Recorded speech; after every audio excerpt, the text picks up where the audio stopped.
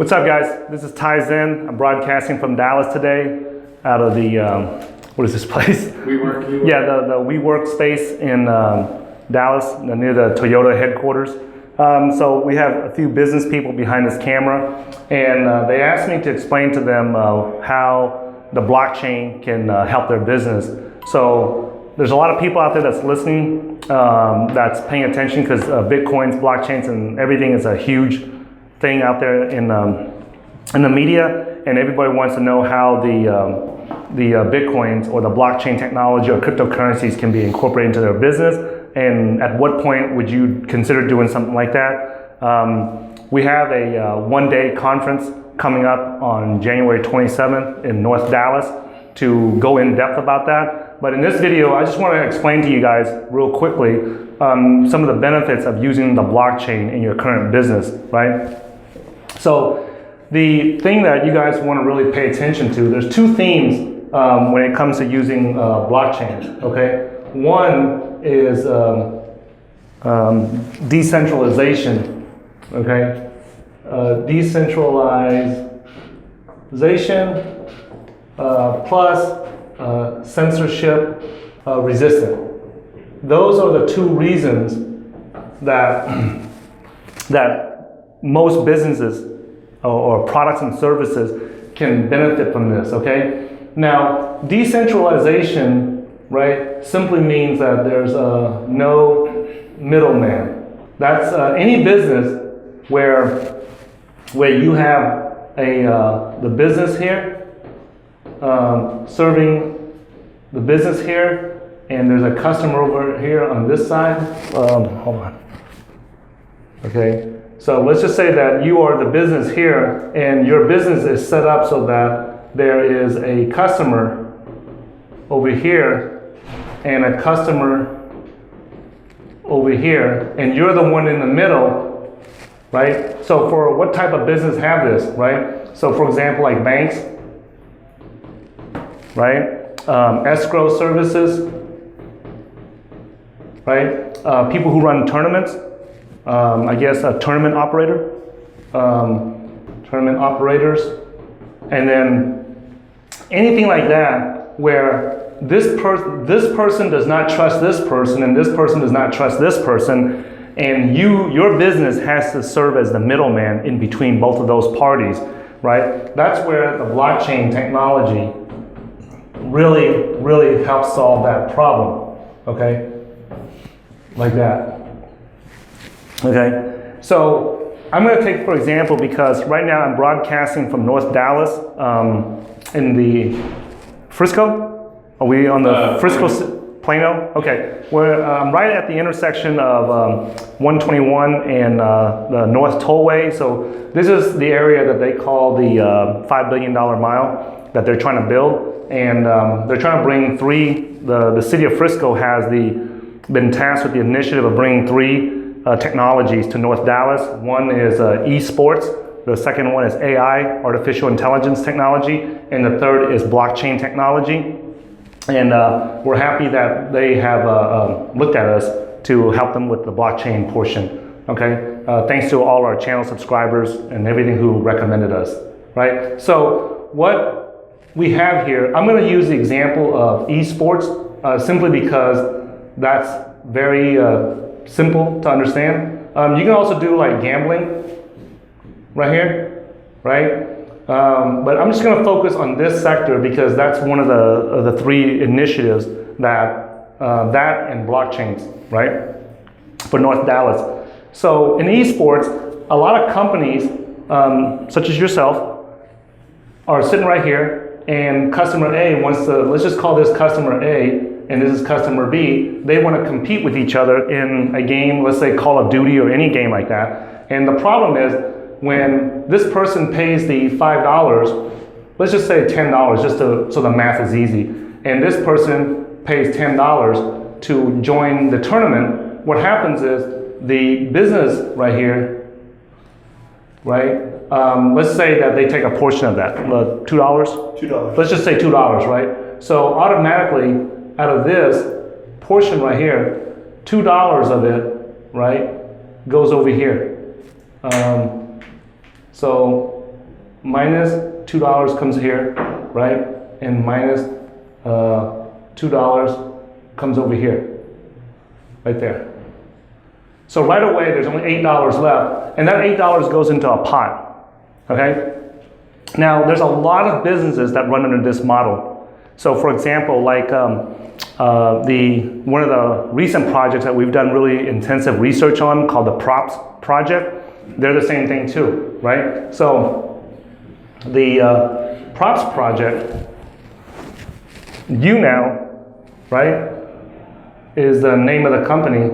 Now, just full disclosure, we haven't, we invested in these tokens, so so you guys know that there's no conflict of interest or anything, right? So we are video content creators, and so YouNow is a video content creation platform, and in the past, they would do the same thing here, right? So the way that it worked was that they would take a portion, let's just,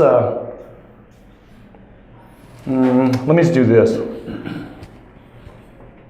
Okay, so the owner-operator would take a portion, right? And YouNow was doing the same thing. They would stand right here as the business, and then person A creates the content creator, right?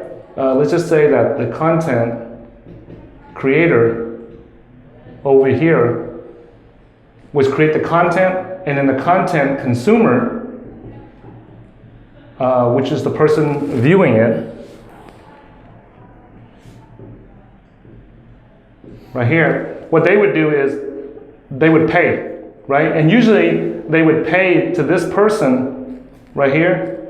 They would buy these gold bars on the platform, these virtual tokens called gold bars. And let's just say that they bought $10 worth, right? Well, $4 would go to the business, which is YouNow, right? And then $4 goes over there, and then the other $6 would go to the content creator.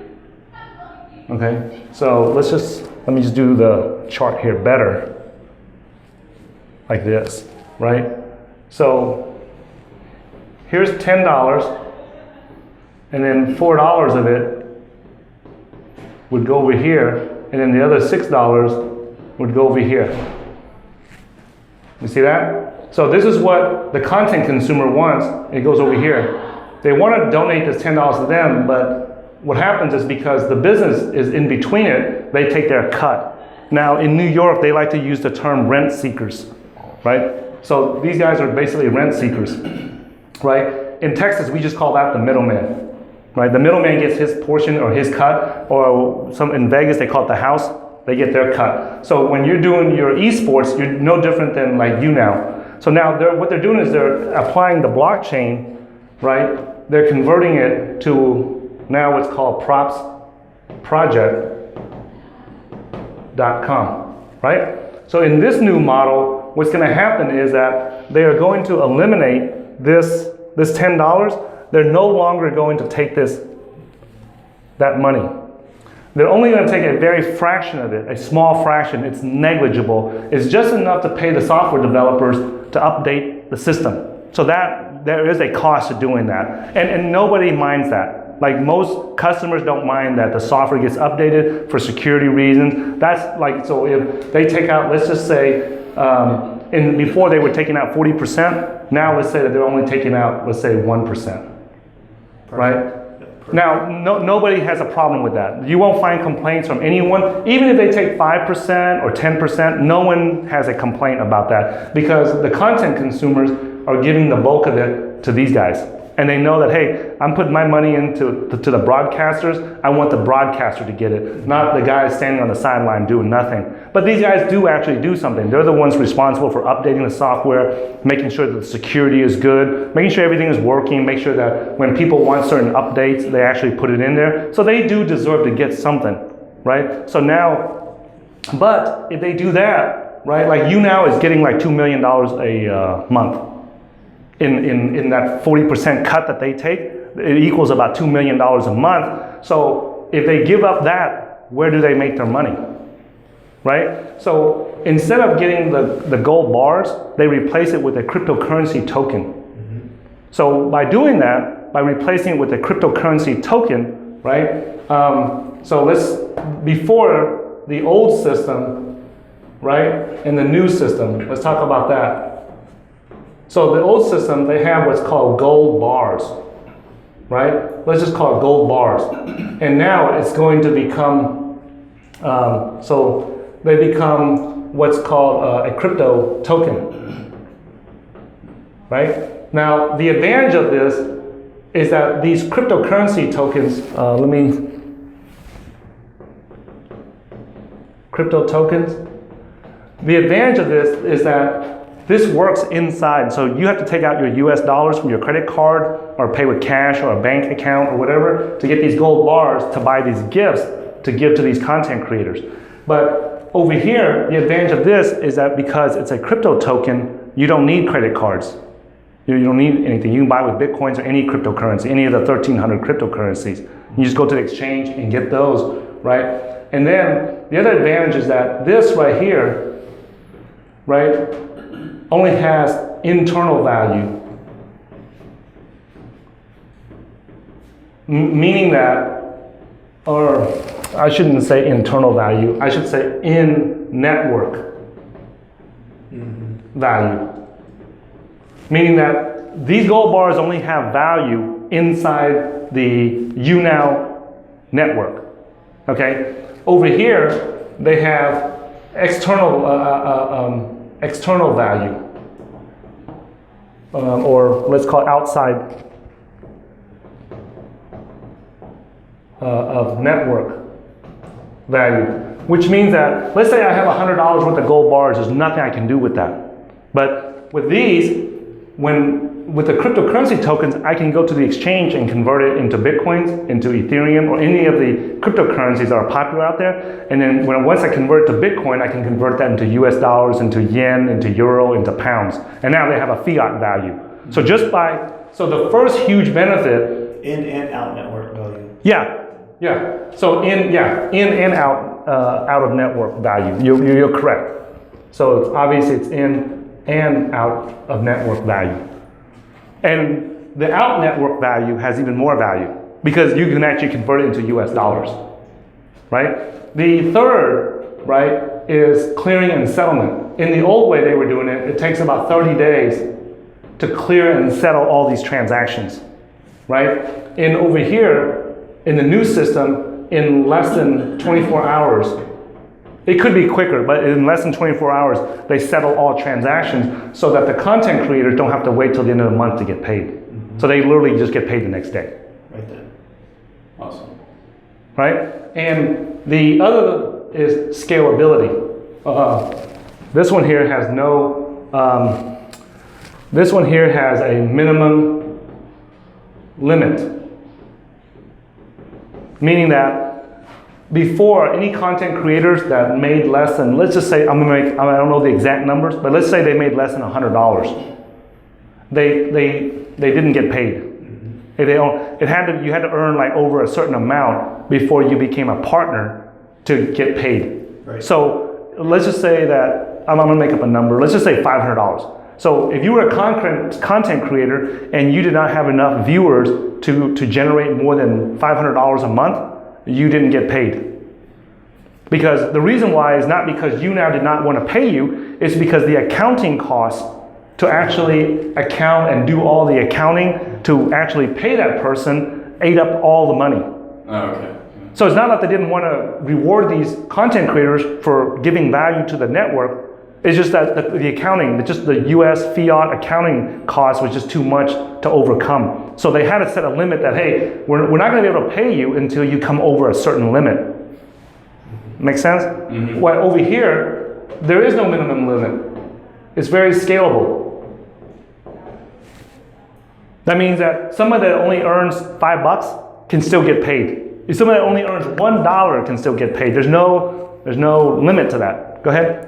So if you have an existing business like the esports one that we're talking about, that's running on fiat, that's using US dollars, right now with Bitcoin and Ethereum, they've got the network congestion issues and the high transactions. So what would be viable alternatives that, as far as cryptocurrencies, that you see low settlement costs and also has that scalability? There's several platforms out there. I mean, as crazy as it sounds, like there's professional platforms out there that's called like BitShares or like Cardano, right? That are very, very fast. There's several platforms out there that will allow fast transaction speeds for all this to happen.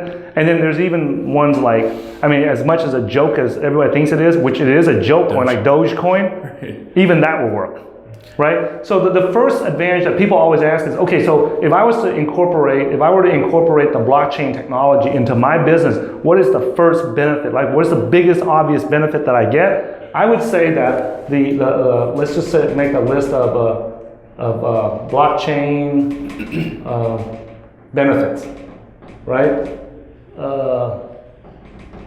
The first one is multiple currencies. Basically, if let's say that you are the middleman here, just like the YouNow word, right? Then all you do is accept US dollars. And if you're not licensing, you're not regulated as a business to accept or you just don't have the infrastructure or the accounting mechanisms in place to accept like the yen or the euro or the yuan or other countries' currencies, then it becomes a huge hurdle, a friction point, because there might be people that want to participate, right? So let's say that we remove this here for a minute, and let's just talk about the tournaments that you guys are running, right? So let's talk about the tournaments that you guys are running. Let's say that this is, I'm gonna move this down here just a little bit. Okay, so let's just say that the esport, right, right here, is, and then you run a tournament, okay? Here's the tournament, right? And you have all these competitors out here that want to compete, right? So let's just say that we have competitor A and we have competitor B, and I'll even make another one here just for the fun of it, right? Let's just say that this is competitor C, right there. So you have all these competitors, and let's just say that they all kick in $10, right? So they all put in $10 to compete in the tournament, right? So right away, $2 goes into these people, to the middleman here, and right? So this goes over here, $2, and then this also goes over here, another $2. So right off the bat, this middleman, this esport company, already pulls out a chunk, so only $8 is left to go into here, right? So 8 times 3, that's $24 right there for the prize money. Now, in order for players to contribute, this works in most Western countries like the US and Europe and places like that where people have credit cards and they can go online and pay the $10.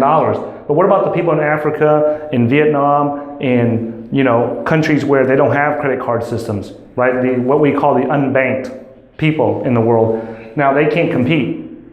They have access to the video game, but they can't compete in it, right? They have access to Call of Duty or whatever video game that you guys are running, but they can't compete in it, and they may be really good, right? And you guys can't have access to that customer base simply because they don't have a credit card system to pay for it. So just by accepting cryptocurrencies like Bitcoin, like Ethereum, and cryptocurrencies like that, you automatically get multiple currencies, right? So you get bigger customer base, right there.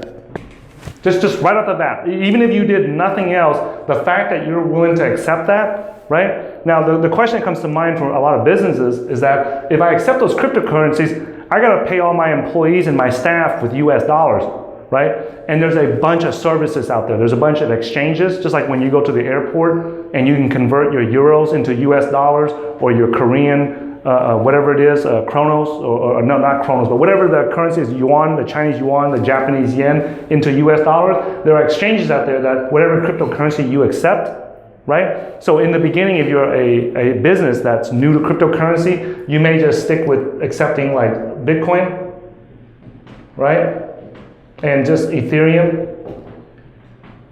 And or just, matter of fact, just go to this site right here. Just go to this site called coinmarketcap.com and just accept the top 20. So I just watched this is where that governance model that you mentioned becomes very important. Like you mentioned, moving into different countries. Yeah. Like with Decred. So I just watched that video. Let's say that they want to expand their esports company into China. Yeah. And all the local companies accept, let's say, Neo or Bitcoin Cash. Yeah. With something like Decred, he could put in a proposal to say, hey, could y'all support Atomic Swap to Bitcoin Cash or Neo from Decred? Yeah. Okay. So what Kirk is asking there is that, so for example, so there's a project out there called Decred, right? And what they did was they were the first ones to do what's called an atomic swap. And so basically, right now, if you have a Bitcoin and you want to go to US dollars, right? Then what happens is you have to go to the exchange to do that. And what Decred is doing is they're creating what's called an atomic swap, which allows you to exchange one currency for another one, right? So they have it set up on their blockchain to where it's automatic. So it's using software instead of an actual middleman, an actual human being. They're using technology and software to where when one person dumps in one Bitcoin, another currency comes out of it. So it's like, okay, it's going to create a contract here, right? A piece of software contract.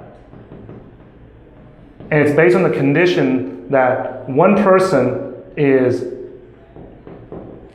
over here that don't know each other. They're going to agree to put one cryptocurrency in there, the other one's going to put it in there, and it's automatically going to swap it and send it back and swap it out for them, right? And the reason why this is really powerful, this atomic swap that they invented, is because it relies on software that everyone can see, so that there's no cheating. It's basically, I guess the easiest way to explain it is like it's a software middleman, or it's a software-based escrow service, okay? Where both parties agree that if these two conditions are met, if one person sends in one Bitcoin and the other one person sends in one Litecoin or anything like that, that it's automatically gonna swap it out. Yeah, so there's no and ifs or buts. The minute one person sends the amount that is designated ahead of time in advance, and then the other one sends the other one in, it automatically swaps it out.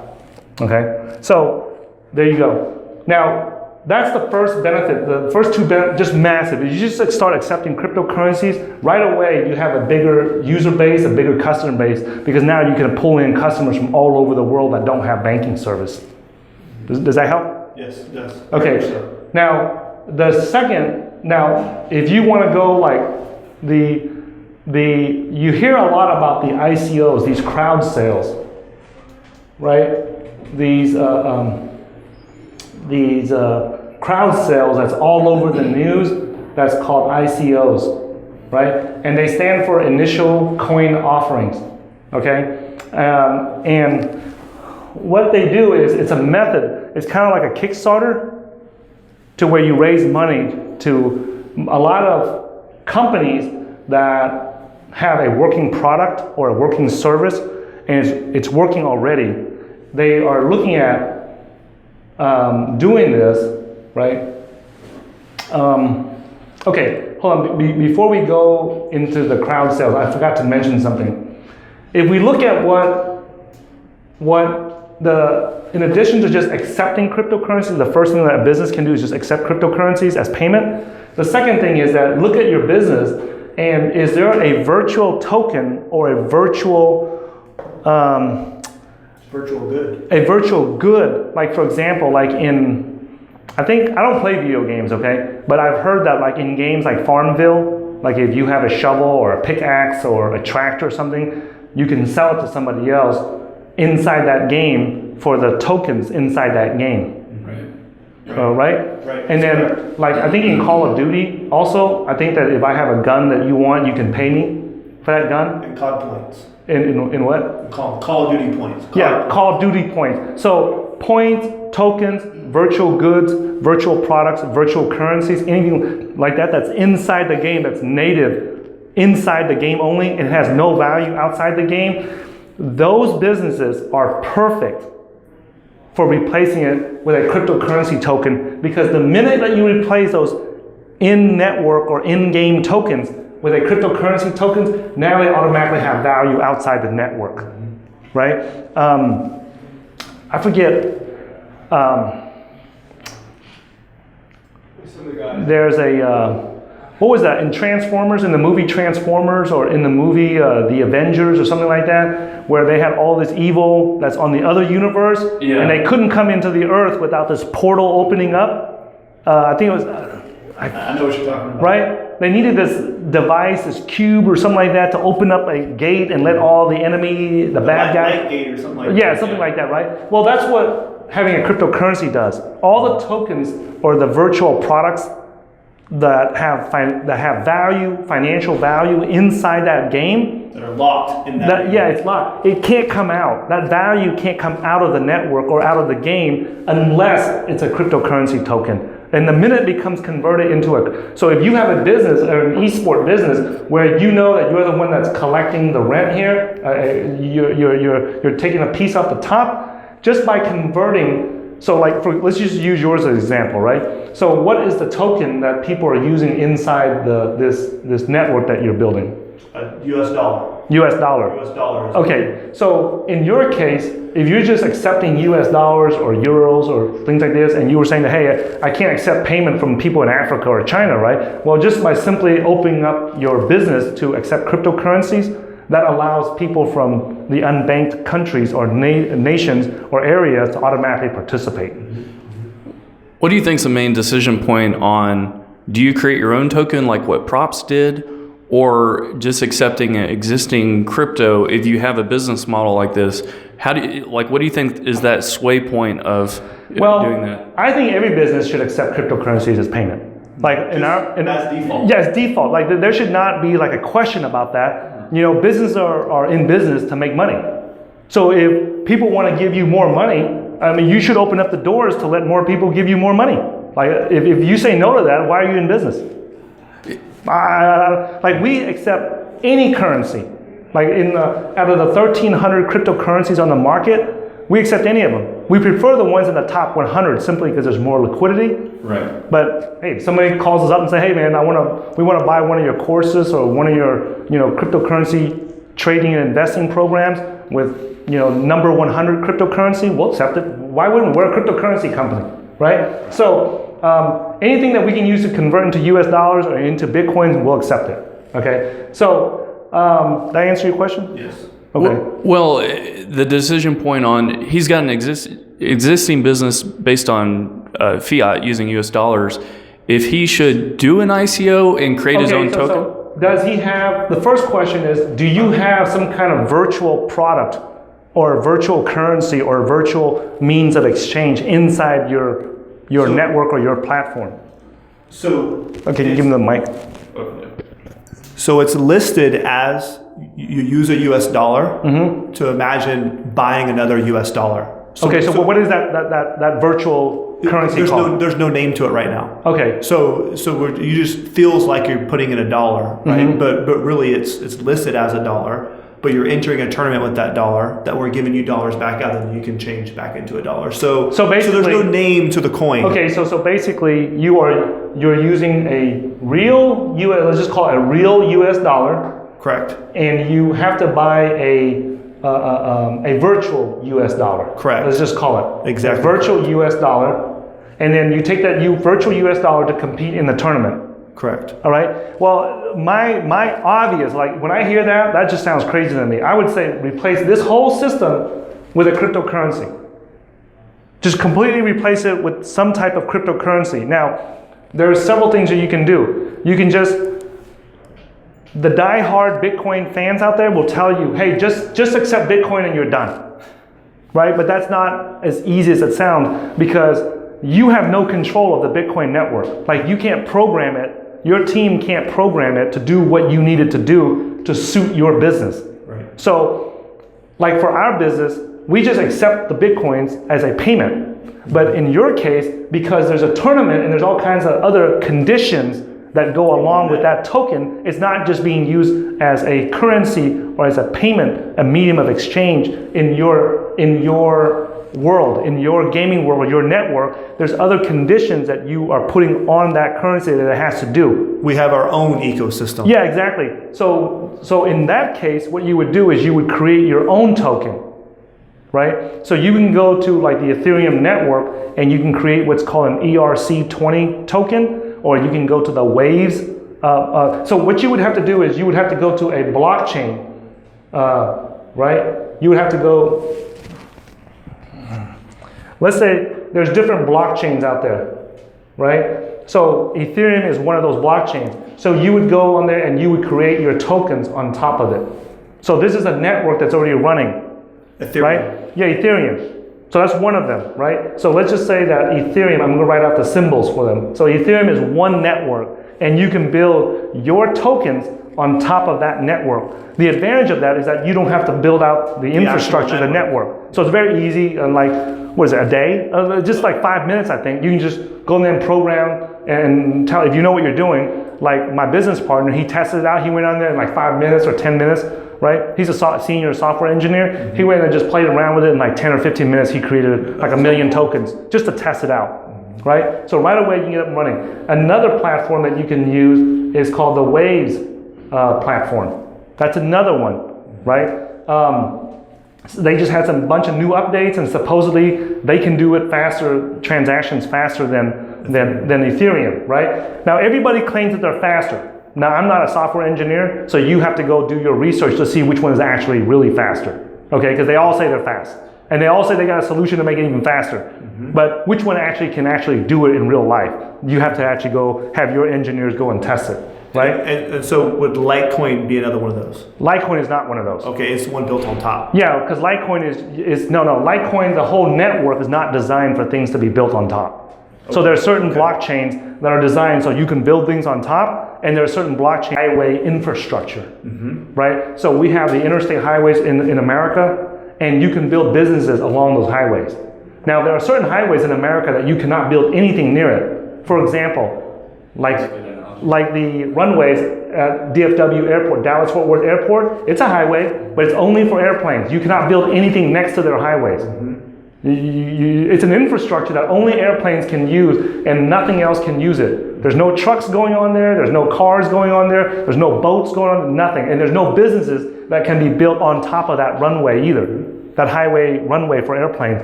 But the interstate highways in America, you can build any type of business on there you want, as long as you get the right permits and things like that. So think of Litecoin as that airport highway system where no businesses can build on top of it, but the Ethereum and Waves, and there's also NXT, there's also BitShares. And Stellar is added. Right, yeah, and then there's Stellar, right there. So all these are platforms that are designed so that people can build the tokens on top of it, okay? So these are the ones that, and like I said, full disclosure, anything that you hear me bring up, just assume that I'm invested in it, okay? So there's gonna be a bias there, all right? So matter of fact, our channel was the first channel to ever talk about NXT, okay? So, all right? So there's obviously gonna be a bias, and I'm just telling you these, and I personally don't know which one is faster. You have to go and test it and find out to which one suits your needs. Because if you have hundreds of thousands of users, you definitely want something that has a fast transaction speed so that you can do it. Does that help you? So, question. Yeah. If we were built on Ethereum, our coin, and we have a tournament, when a person puts in 10 coins, so does 9 other people. That initial transaction to the tournament, would that be a transaction on the Ethereum network? Or would it only be at the end when they're trying to take the tokens out of the platform? It would be set up how you want it. Okay. There's options. Yeah, there's options. You can program it to do whatever you want it to do. Okay. So like with Bitcoin, right now you cannot do that. Litecoin, you cannot do that. So that's why if you wonder like, hey, why are these people building all these different cryptocurrencies if Bitcoin is already working? Well, Bitcoin does one thing and does one thing very good and is used, well, it used to be good at being used for payments, but now it's not being used for that anymore. It's being used as a store of value, which is, in my opinion, it's going against what it was originally designed for, right? But these other ones right here are designed to do what you're asking to do, because you want those tokens to do several different roles, not just serve as a currency, right? So the advantage of the blockchains is that now it's you can program it. You don't have to do it no more. One of these networks right here will automatically do the clearing and settlement for you. In other words, like your company has to do accounting. So every time $10 goes in, $2 goes out, you can actually create this, what they call a smart contract, and all it is just a conditional statement. Like it's a piece of software that has a bunch of conditions on it that, hey, every time $10 goes in here, 1% of it goes over here to this pool. It does it automatically. So if then. Yeah, if this happens, then this happens, right? And that's what they call a smart contract. I wish they wouldn't have called it a smart contract. I wish they would have called it a conditional contract, right? An automated conditional contract. That's what it is. That it's a contract, a software contract that you create instead of a paper contract where you need humans to execute that contract. This is a software contract where you automatically just it's automated. Like whether your company exists or not, once you put that software and you put it here, anytime that somebody comes and anytime it receives $10, it automatically, a portion of it goes to this account and a portion goes to this account. And then you can dictate that when the winner comes out, it automatically takes money and puts it in that winner's account, whether you are there or not. And the reason why that's a huge benefit and people like that is because now they know that this person doesn't trust this person doesn't trust this person doesn't trust the competitor C, and competitor C doesn't trust competitor A. So when humans are involved, there's always a trust issue. And by automating this into a software so that the software automatically does it based on the conditions that you set originally, then now these 3 competitors are confident that, hey, when I put my money in, it's automatic and distribute the rewards out automatically to whoever wins. Awesome. Right? That makes a lot of sense. Yeah, now here's the downside to you though. Here's the downside to you. It's good for this, but then if the middleman here is not making any money anymore, then what is their incentive to keep this whole network running, right? So when they do a crowd sale and they issue the ICO tokens, right? The tokens for their in-network gaming system, the benefit that you get out of that is that usually the middleman here, he'll keep a big portion of the tokens. Right? So let's say you create an esport tournament here. Let's say that's called the tournament tokens, for example, right? So the middleman will normally keep a big portion of those tokens in-house. So they benefit from when the tokens go up in value, they benefit from that. By releasing tokens into the market? No, they own their own portion. Okay, that's what I want to make sure.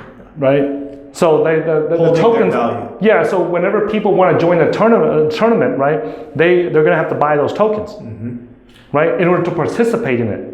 So it's like going to Chuck E. Cheese, pizza restaurant, and they have all the games and all the kids' games in there, and all the like the basketball games and stuff that you can win like prizes at the Chuck E. Cheese. They have the Chuck E. Cheese tokens. You got to look at it just like that. You need those Chuck E. Cheese tokens to play all the games in there, but when you leave the Chuck E. Cheese restaurant, those tokens don't have any value. So the same thing is happening with your esport tournament right here, is that the virtual US dollars that you have inside the tournament only have value in there. So by replacing it with a cryptocurrency token, now when they walk out of the tournament, that actually has value outside. So imagine if the Chuck E. Cheese tokens were replaced with a virtual cryptocurrency token like Bitcoin. Now, not only do they have value inside Chuck E. Cheese, but they have value outside of Chuck E. Cheese also. Makes a lot of sense. Right? Now, and the reason why those tournament tokens would increase in value is because people need it in order to compete in the tournament. So they can buy it with US dollars, they can buy it with yen, or euros, or they can buy it with other cryptocurrencies. So would it be possible we have our tournament token and somebody comes to the platform that wants to play in tournaments, but they don't have any tournament tokens? Can they buy the tournament tokens from the site? You can, like the portion that you own, you can actually sell those on the site. Okay. Right? Or awesome. Let's just say that so what's the benefit of this? Right? So let's say that I'm Microsoft or I'm Red Bull or I'm one of these big sponsors and I want to come in and sponsor like a Christmas tournament. Or I'm the creator of Call of Duty and I want to market and do a new marketing campaign for 2018 and I'm coming out with Call of Duty Extreme Edition, right? And I come in here, normally right now, let's say that I'm from the creator of Call of Duty, I would have to come to you and say, hey, can you guys run this tournament for us? We're putting up $5,000 to run this tournament. Now, with this token-based economy, what happens, I don't have to come ask you. So that's the other benefit of the decentralization is that it is permissionless. And what that means, it's real simple. I don't need your permission to run a tournament. Because right now, let's say that I want to come onto your platform and run a tournament. And I want to set some crazy rules. Hey, you know what? The biggest loser gets the winning pot instead. And you were like, no, I won't allow that. So you're censoring me right here to run the tournament that I want. Mm-hmm. And I say that, hey, I'm going to run the tournament the way I want it, right? So I set the conditions and you have no say-so because I own some of the tournament tokens and I'm putting up 5,000 tournament tokens to run this tournament so I can set the conditions on how I want it. So it becomes a platform. So it becomes a platform for people to run gaming tournaments on, so you are no longer in control of it. But when I buy those 5,000 tournament tokens, it increases the value. Obviously, there's a demand for those tokens now. Mm-hmm. So if Microsoft, if Red Bull, if Dell Computers, or if anybody, CNN, if they want to come in here and do a tournament, they can just operate without your permission. They don't have to come and send you a request or anything. That's awesome. That's really cool. So does that help? Yes, it helps a whole lot. Okay. Any other questions? Yeah, just I guess for other people looking at it, so the options of the platforms that you can build a token on, I've looked at two of them. I know that, a lot of people are familiar just from CryptoKitties, which is not a scale of larger scale apps that might be built on these platforms. So right now Ethereum's 15 transactions a second. I know that BitShares can do like 2,000 transactions a second. So BitShares has good scalability, and Stellar had 1,000 transactions a second. So do you know, out of the part of it too is the escrow part of what they do. So it looks like BitShares and Stellar can do that. I would also look at Cardano. Cardano? Okay. Yeah. Like I said, what I would do is I would look at each one of these platforms, and you can also go to a company called IOHK if you're a business, and ask for a gentleman named Charles Hoskinson. And what IOHK, he's the CEO and founder of IOHK, and he's also one of the 8 former co-founders of the Ethereum network, right? So he is the founder and the CEO of IOHK. Right now, full disclosure, we invest in a lot of the cryptocurrencies that his company builds. So he is a blockchain development company. So if you want a blockchain built for your business or for your company, you go to him and they build it, right? So they're one of the best, in my opinion, one of the top companies in the world to build blockchains for businesses, right? Or just if you want like you might be a visionary, you might have an idea for it, but you actually don't know how to actually build the blockchain. You just understand at a high level view how the blockchain works, but you're not actually a software engineer, and you want to make sure that your blockchain is built with high security and things like that, then you would go to an agency or a company like IOHK, which stands for Input Output Hong Kong, and you would talk to someone like Charles Hoskinson, and then his team of, he had like over 100 people working there, and what they do is they build the blockchain for you. So you just tell them the specs that you want, and then they'll build it for you. Okay, so that, if you don't know anything about blockchains, that's what I would do. Okay, so, and they can tell you, they can give you an idea, like if you tell them, hey, I have 250,000 users on my network, or 1 million users on my network, and I need to be able to process this many transactions a minute or a second, I would let them figure it out. I'm not a software engineer. So I'm a trader, and I understand how this network, this blockchain technology, eliminates the middleman. It's permissionless and it's censorship resistant. Right? And also, the other thing, when we talk about censorship resistant right now, right, there are certain people that cannot compete in this tournament. Right? For example, I don't know if you guys have a 18 and up, 18 years older. Absolutely. Okay, so when it's permissionless, anyone can participate.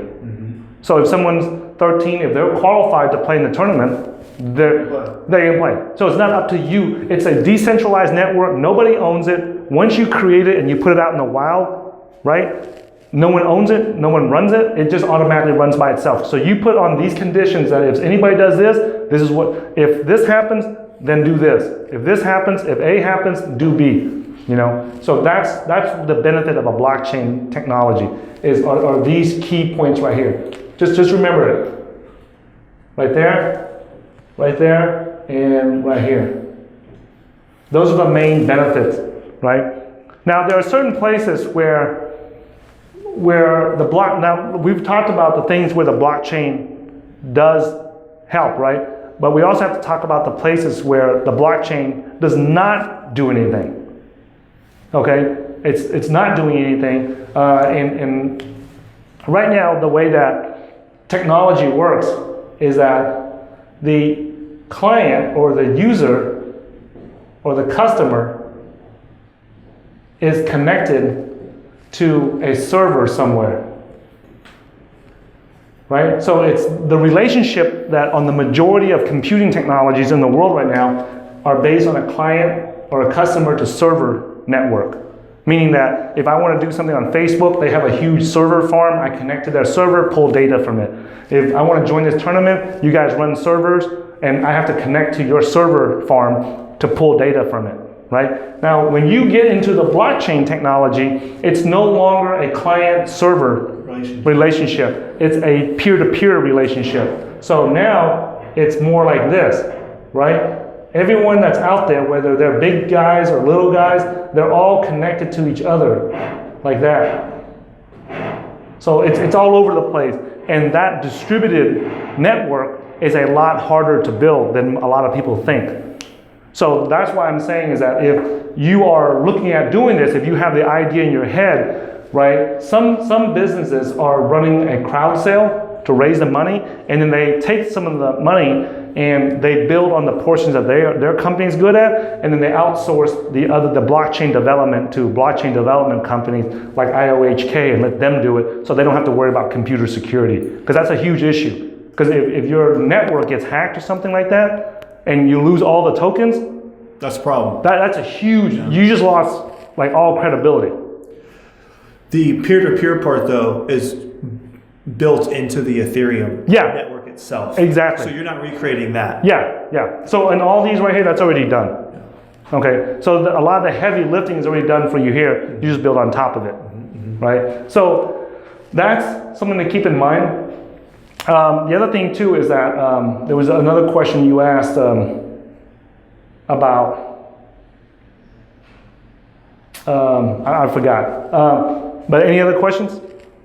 No, for me, I think this really helps to explain kind of initially going into the whole crypto, and it does your business fit? Okay, that's the question right there. When is it not a good fit for your business?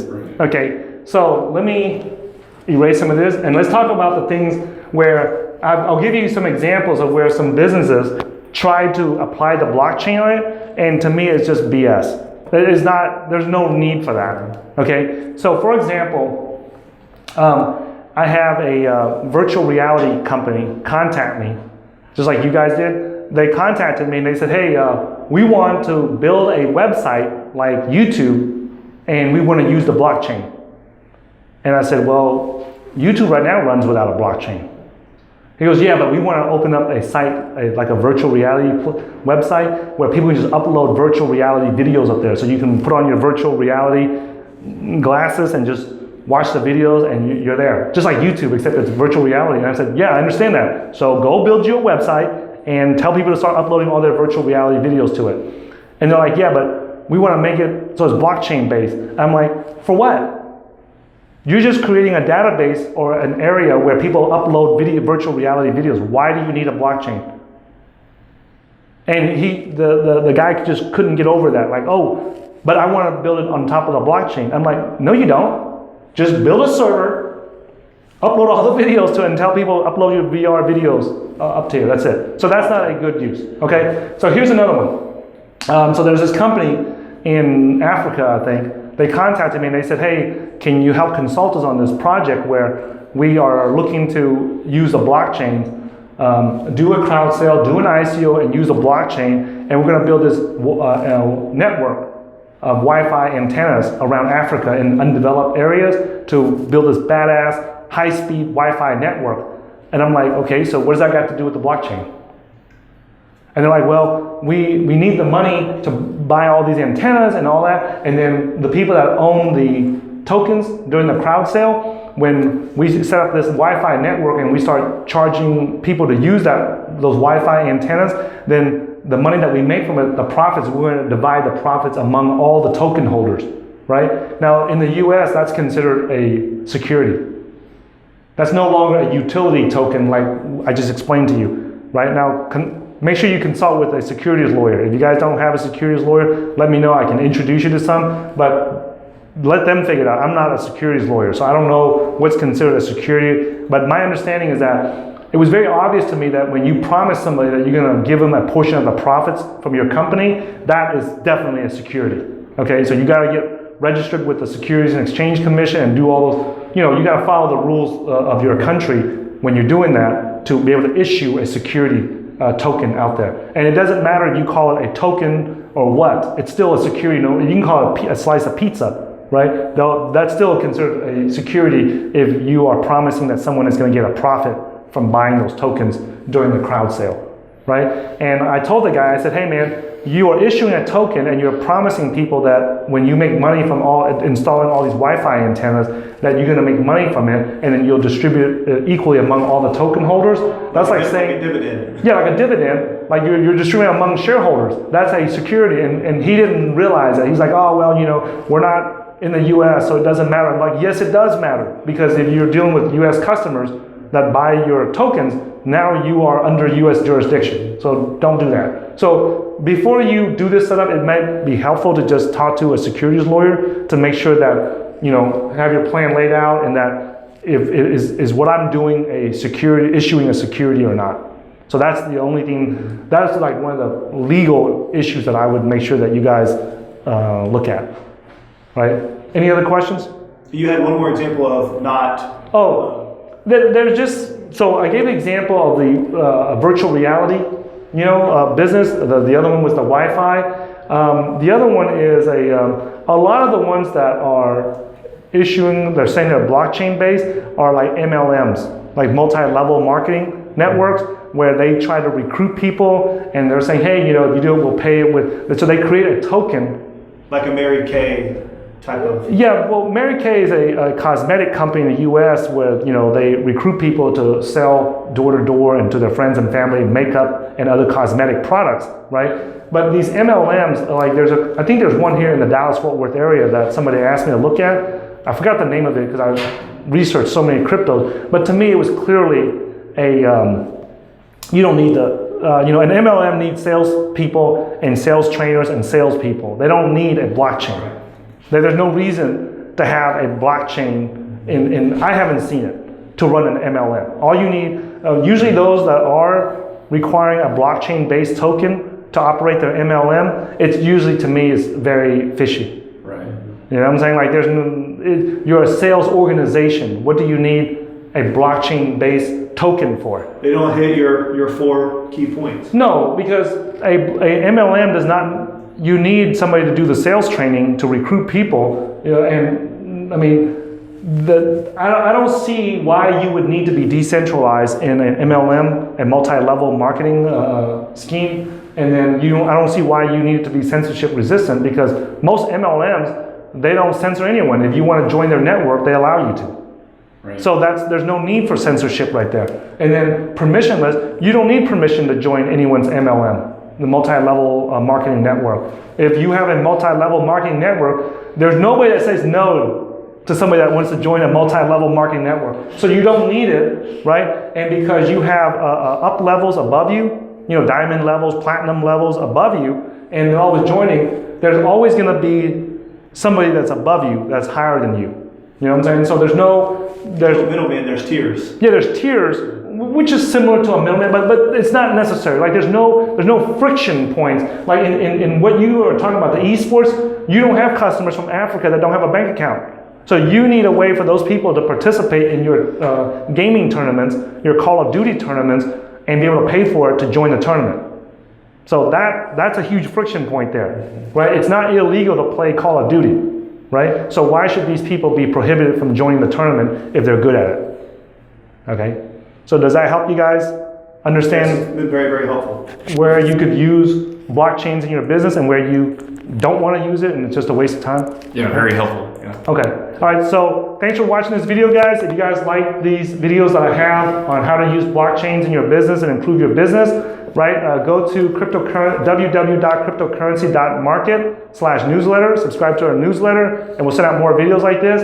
If you need help or have questions about how to incorporate the blockchain into your business, give me a holler, right? Email me or whatever. And I'll see you guys in the next video.